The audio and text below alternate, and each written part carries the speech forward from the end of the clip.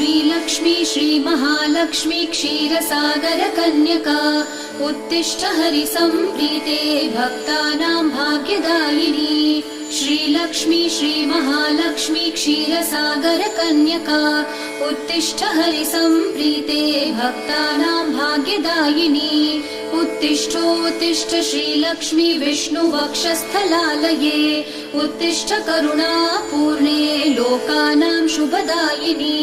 उत्तिष्ठोत्तिष्ठ श्रीलक्ष्मी विष्णुवक्षस्थलालये